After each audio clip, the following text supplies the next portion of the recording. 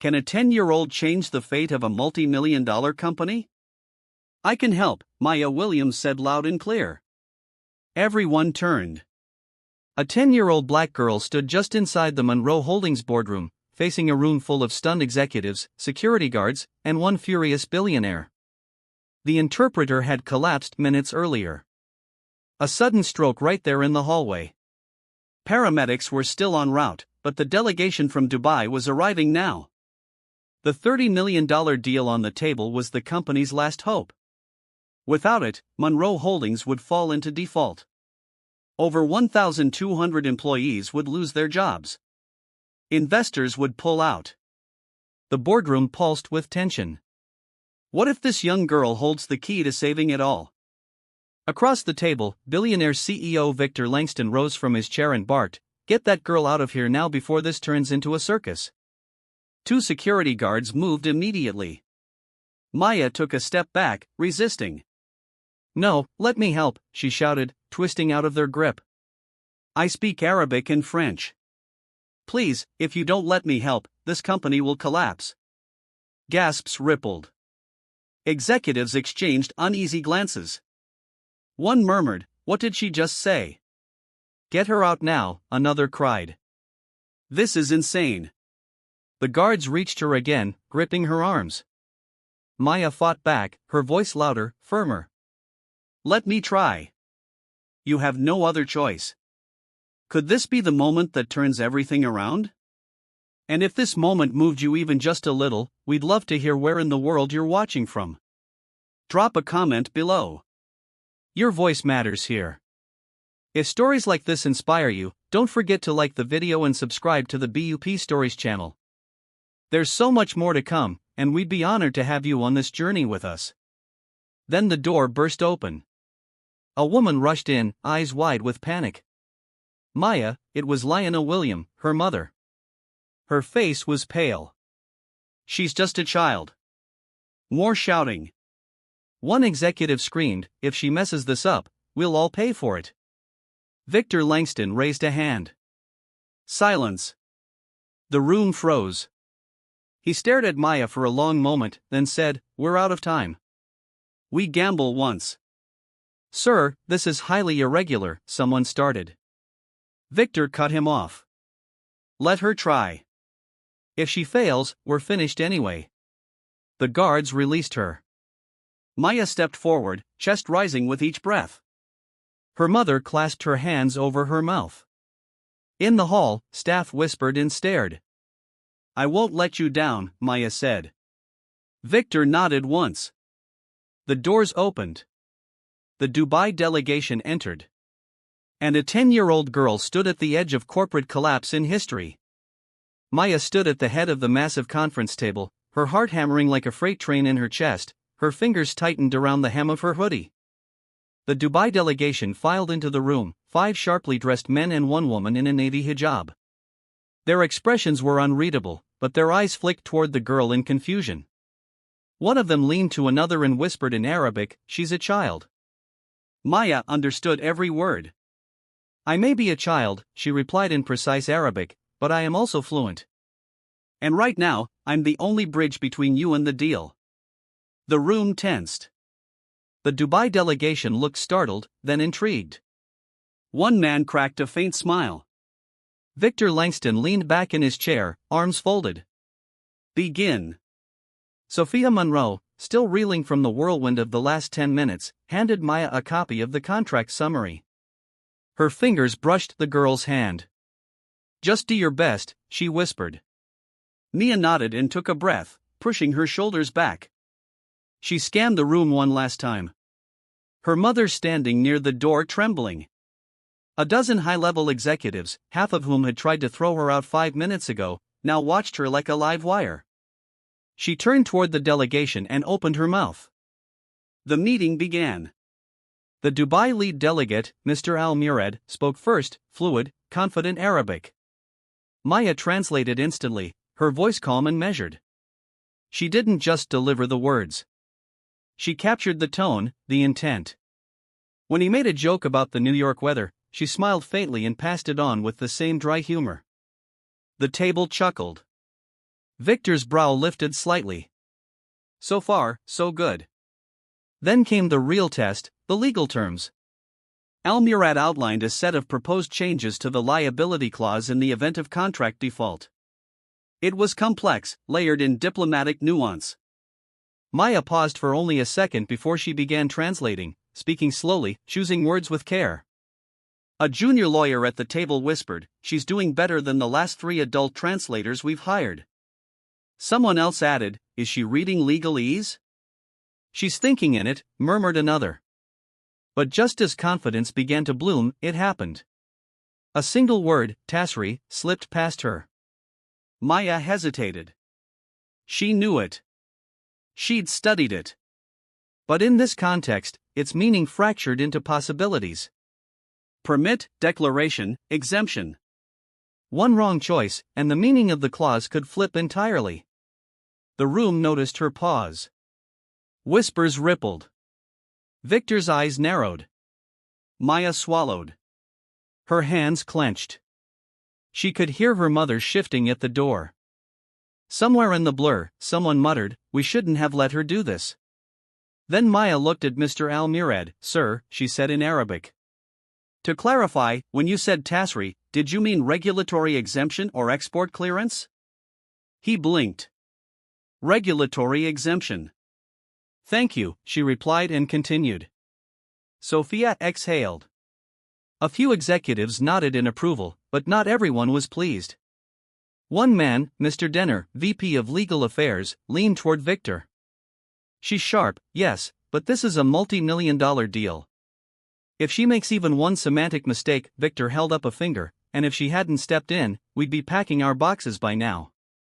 Back at the head of the table, Maya was hitting her stride. She translated both directions now, fielding questions from Monroe's board and delivering answers from the Dubai team with uncanny poise. She had a rhythm. Listen, confirm, relay. Her voice never wavered. But it wasn't just the translation. Maya listened deeper than most. When Mr. Al-Murad mentioned that his government was under pressure to complete the deal quickly, she noted the hesitation in his tone. When Monroe's CFO asked about currency volatility, she detected a flicker of concern in the Dubai team's expressions. She leaned towards Sophia and whispered in English, "They're worried about timing. They'll accept the late payment clause if we add a guarantee of stability." Sophia blinked, then turned to Victor. "We can concede late payment if we reinforce the conversion lock." Victor studied Maya, then nodded. "Do it." The new offer was made. The Dubai team conferred quietly among themselves. Then Mr. Al-Murad turned and smiled. "In that case," he said, "we have a deal." The room erupted. There was no cheering. Not yet, but the air shifted palpably. Shoulders relaxed. Pens scratched signatures. A general counsel leaned back and whispered, "That girl just saved this company." Victor remained silent, watching Maya as she stepped back from the table, her face pale with exhaustion. Sophia approached the girl, knelt to her height. "You were brilliant." Mia nodded once. "Can I sit now?" Sophia smiled and stood, turning to the room. "Gentlemen, I suggest we applaud." The entire boardroom, all 22 people, stood and clapped, some hesitantly, some with awe. Lionel William, still frozen by the door, brought both hands to her face. Victor clapped too, slowly, deliberately. Then he said, "Someone get this girl a glass of water and someone else call the press." Maya sat on the edge of a leather chair, her legs dangling, her hoodie damp with sweat. Her mother rushed forward, wrapping her in a hug so tight it made her gasp. "You scared me," Lionel whispered. "I had to do it," Maya replied. "No one else could." Victor crossed the room. "Miss William." Maya looked up. "You just saved us 1,200 jobs in a company that took 30 years to build." He paused. "That's not just talent, that's leadership." She smiled faintly. "My mom taught me to listen. My dad taught me to be brave." "I'd like to meet both," Victor said. Her mother straightened. "You just did." The room laughed, light finally returning to tired faces. Victor turned to Sophia. Keep her close. We may need her again.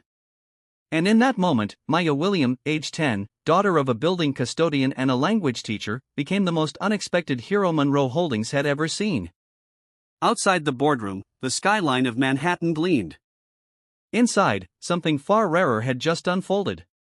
A room full of hardened professionals had witnessed the power of courage wrapped in innocence and the saving grace of a girl who simply refused to be ignored. The morning after the deal, the New York skyline felt sharper somehow. The city still bustled with its usual urgency. Taxis honking, crowds rushing, the pulse of ambition beating under every sidewalk crack. But for the Monroe Holdings building, something had changed. People whispered more respectfully when they passed the security desk. There was an unspoken electricity in the air, like the building itself knew it had just dodged a bullet. Maya Williams sat quietly in the back of the executive lounge, sipping a hot cocoa that someone from HR had insisted she deserved. She wore clean jeans, a fresh hoodie, and a badge clipped to her collar that read, "Temporary clearance, guest of CEO."